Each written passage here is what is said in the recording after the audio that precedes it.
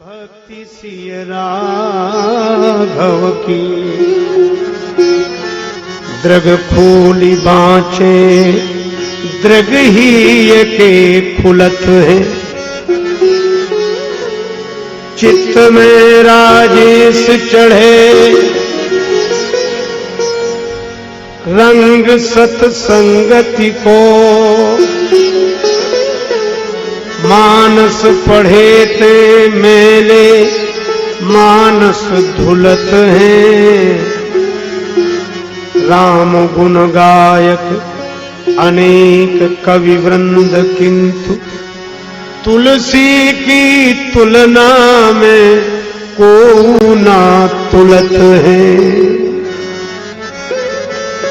तुलसी की तुलना में को ना तुलत है। श्री तुलसीदास जी महाराज की जय।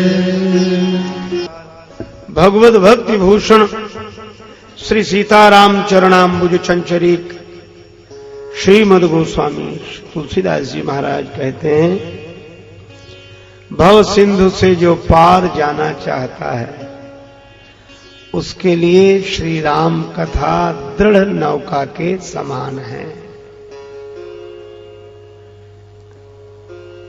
भगवान की कथा नाव में जो बैठते हैं वे भाव से भर जाते हैं, और जो भाव से भर जाते हैं वे भव से तर जाते हैं।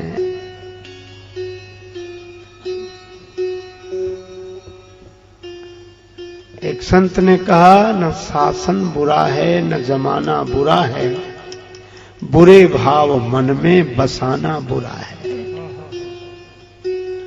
भाव।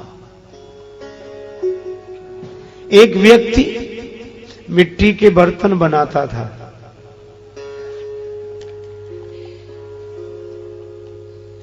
वह चिलम बनाने लगा। दो चार चिलमें जब बन गई तब उसकी पत्नी ने आकर कहा कि जून का महीना चिलम क्यों बना रहे हो, सुराही बनाओ। शीतल जल सुराही से मिलेगा, इसलिए सुराही यहां ज्यादा बिकेंगी। उस व्यक्ति ने बात मान ली, वह सुराही बनाने लगा।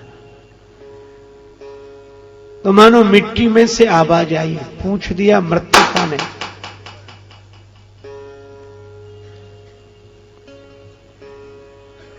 मिट्टी ने पूछा कि अभी तुम हमें दूसरी शक्ल दे रहे थे,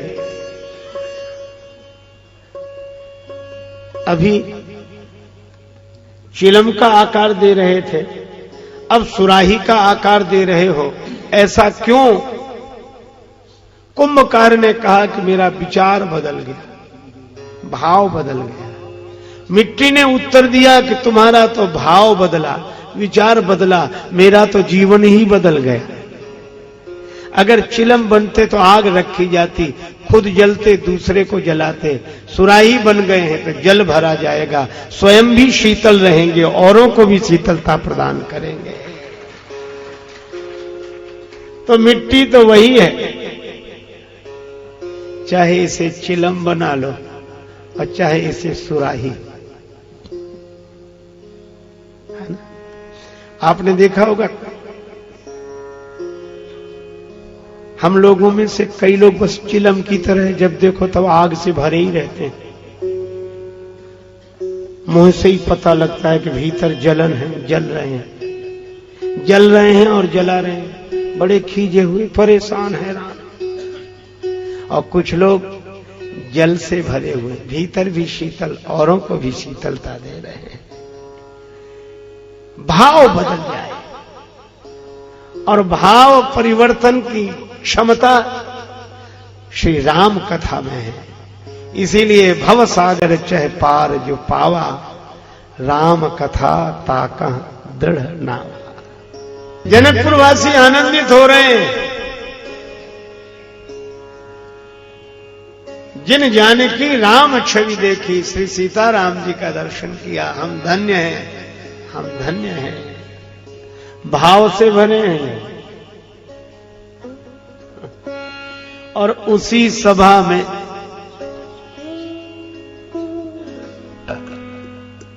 ऐसे राजा भी हैं जो जहां तहां गाल बजावन लागे।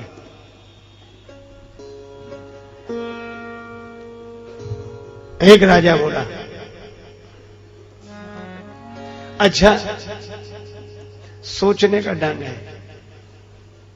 श्री सीता जी धीरे धीरे गई जयमाल पहनाने। भक्तों ने देखा तो उन्हें लगा कि यह तो युगल सरकार का विनोद है। भगवान धनुष तोड़ने धीमे धीमे गए थे तो श्री जानकी जी जयमाल पहनाने धीमे धीमे जा रहे हैं। तो भक्त तो आनंद से प्रेम से भर गए। पर जिनके भाव ठीक नहीं है वे बोले कि कन्या की चाल में इतना धीमापन, ऐसा लगता है कि कन्या के मन में वर के प्रति श्रद्धा नहीं। वो तो धनुष तोड़ दिया है तो जयमाल पहना नहीं है, इसलिए बेचारी धीरे धीरे। पर किसी ने कहा कि नहीं, ऐसा नहीं।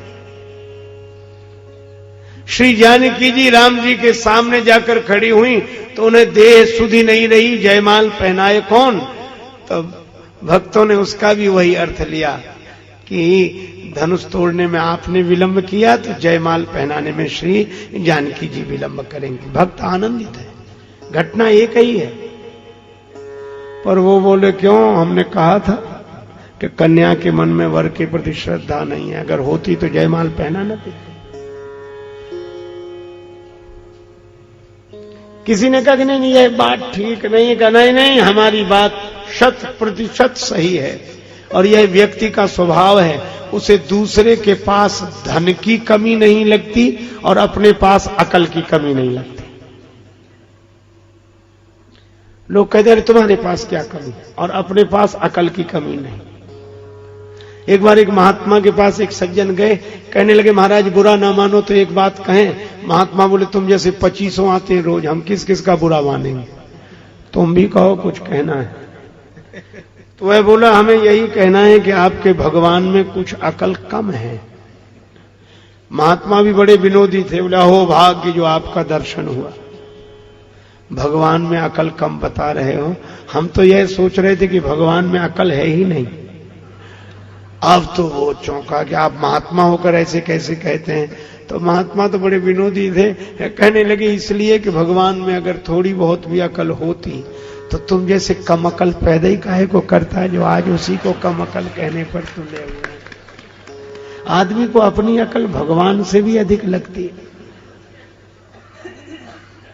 सीता जी जयमाल पहनाने के लिए खड़ी हैं, भक्त भाव का आनंद ले रहे हैं और ये कह रहे हैं श्रद्धा नहीं है कन्या के मन में वर के प्रति। और पुष्टि तब हो गई, जयमाल तो जैसे तैसे पहनाई। श्री जानकी जी से कहा कि प्रभु के चरणों में प्रणाम करो तो गौतम तीय गति सुरति करे नहीं परसद पग पान। राम जी आनंदित हैं क्योंकि प्रीति अलौकिक है, यह सभी प्रसन्न हैं। पर ये राजा लोग बोले श्रद्धा होती तो प्रणाम न कर लेते, तो क्या करें, जैसा भाव वैसी क्रिया। अब इन राजाओं ने हल्ला मचाया कि अगर हम उपद्रव कर दें तो हो सकता है कन्या का पक्ष हमें हमारी ओर हो जाए। एक राजा था और बोला उठो, श्री सीता जी को छुड़ा लो, इनसे सीता जी को छुड़ा लो। हालांकि वो गया नहीं छुड़ाने, उठा भी नहीं अपनी जगह से, वहीं से बैठे बैठे बोला बढ़ो आगे, छुड़ा लो सीता जी को इनसे। बगल में बैठे हुए एक राजा ने कहा कह क्या रे, बढ़ो आगे, छुड़ाओ, बढ़ो छुड़ाओ तो पता लगे। तो बोला हम क्यों आगे बढ़ेंगे, अच्छा आगे नहीं बढ़ोगे तो कह क्यों रहे हो, और कह रहे हो तो आगे क्यों नहीं बढ़ते छुड़ाने के लिए। वो आदमी बोला वाह इतना भी नहीं जानते, भड़काने वाला कभी आगे चल के मरा है आज तक।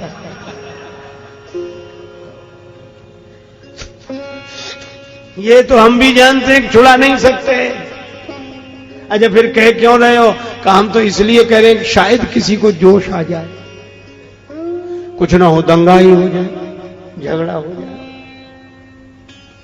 दूसरा बोला अगर सिर्फ कहने की बात है तो हम तुमसे ज्यादा कहेंगे। एक ने तो कहा सीता जी को छुड़ा लो, दूसरा बोला दोनों भाइयों को पकड़कर बांध लो, क्योंकि करना तो कुछ था नहीं, कहना ही नहीं था। तीसरा बोला जनक जी सहायता करें तो उनको भी युद्ध के लिए ललकारो। जीतो समर सहित दो भाई, दोनों भाइयों को युद्ध में जीत लो। धनुष तो हिला नहीं है, इतने बड़े बड़े काम कर रहे हैं, बोल नहीं तो है। मैंने सुना है एक संत के श्रीमुख से कि एक आदमी को एक मंत्र आता था और वह प्रतीक्षा करता था कि कोई मरीज आवे तो मंत्र से झाड़ा दे। साबर मंत्र था, लोगों का विश्वास था, लाभ होता था। यह तो अच्छा पक्ष था, पर वह इसके अतिरिक्त और कोई काम नहीं करता था, कोई काम नहीं करता। पत्नी ने कहा वर्षा आने वाली है, ये घर का छप्पर टूटा हुआ है, इसको बांध लो। बांध लेंगे 2 महीने क्या 3 महीने हो गए उसने नहीं बांधा, वर्षा आ गई। पत्नी बहुत कुड़ती थी कि ये छप्पर अगर बांध लिया होता तो यह दशा ना होती। इतने में एक दिन एक मरीज आया, अब उसने कहा बैठ मैं तुझे झाड़ा दूं। और मंत्र उसका क्या था मालूम?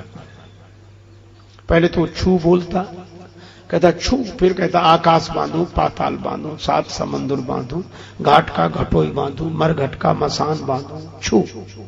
फिर आकाश बांधू, पाताल बांधू, 7 समुद्र बांधू, घाट का घटोई, मरघट का मसान, छू। और तीसरी बार जो किया आकाश बांधू पाताल, उसकी पत्नी डंडा लेकर भीतर से दौड़ी। अरे बोले चुप रहने दे, घर का छप्पर तो बंधता नहीं है, आकाश पाताल बांध रहा है।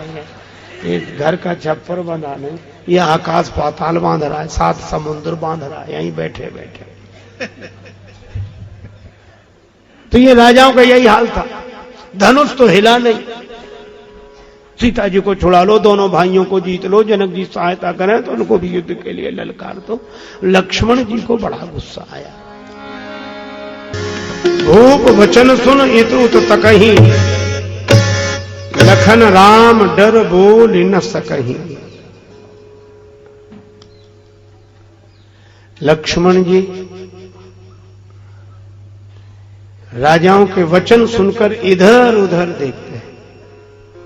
इधर उधर देखने का यह अर्थ नहीं कि बगलें झांकने लगे। इतो तकही का अर्थ है कहां से आवाज है, इधर उधर। पर लक्ष्मण जी राम जी के डर से बोल नहीं रहे। लखन राम डर बोल न सकही। और श्री राम जी लक्ष्मण जी को संकेत नहीं करते। क्यों? यहां इतने राजा लोग इकट्ठे हुए हैं, अनेक अनेक दीपों से आए हैं। दीप दीप के भूपति नाना। और अगर लक्ष्मण जी को इशारा कर दिया तो जगमा सखा निशाचर जेते, लक्ष्मण हानई निमिष महा तेते।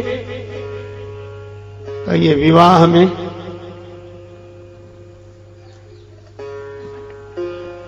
युद्ध हो जाए। और युद्ध फिर सामान्य स्तर पर नहीं होगा, अनेक दीपों के भूपाल इकट्ठे हैं तो यह तो विश्व युद्ध हो जाएगा।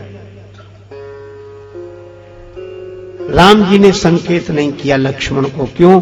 युद्ध का परिणाम बहुत बुरा होता है, युद्ध को टालना चाहिए। युद्ध अच्छा नहीं, टालना चाहिए।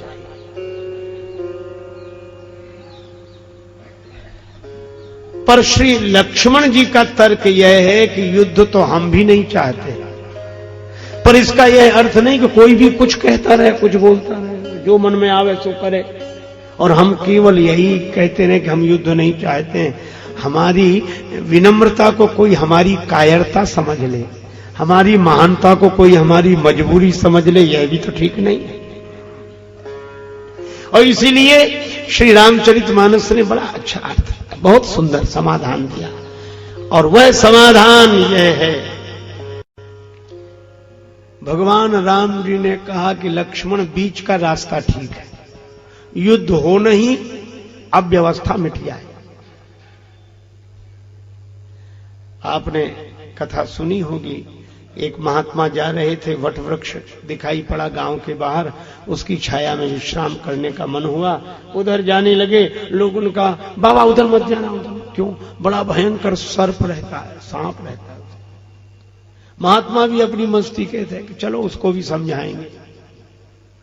साधुओं का स्वभाव होता, वो सांपों को भी समझाने लगते, चलो, और दौड़ा उधर से सांप। महात्मा बोले रहने दे, काहे को, इस योनि में पड़ा है, अब तो सुधर जा। सांप समझ गया, संत की बात, उस जमाने की बात है, कहानी कहती। सांप भी समझ गया, तब सांप भी समझ जाते थे, तो आदमी नहीं समझते। सांप शिष्य हो गया। महात्मा बोले देख, अब तू संत हो का शिष्य हो गया, किसी को मत काटना।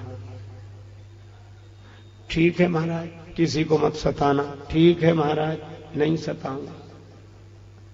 महात्मा ने सबसे कहा कि अब साधु का उपदेश सुनकर सांप समझ गया, अब कोई डर नहीं है।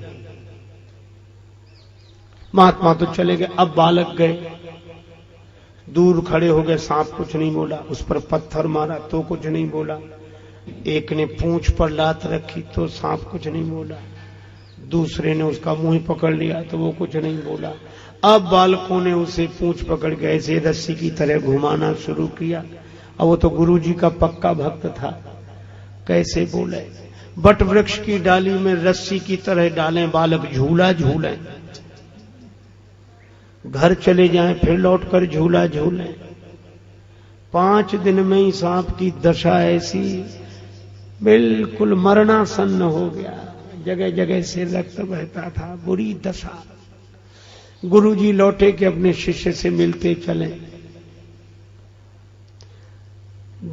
खूब आवाज लगा, में पता ही नहीं लगे कहां है शिष्य। देखा इधर उधर देखा, बिल्कुल मत। गुरुजी बोले बेटा तुम्हारी यह दुर्दशा किस कुसंग से हुई है? सांप बोला गुरुजी क्षमा करें, कुसंग से नहीं सत्संग से हुई है। आपने चेला बनाया, कैसे? आपने उपदेश दिया कि शांत रहो। गुरुजी बोले कि तुमने मर्म नहीं समझा, शांत रहने के लिए मैंने कहा था, लेकिन एक बात तो याद रखते, क्या मैंने काटने के लिए मना किया था, फुफकारने के लिए थोड़ा ही मना किया था। काटोगे तो दूसरे को हानि पहुंचेगी, और फुफकारोगे नहीं तो तुम ही नहीं बचोगे।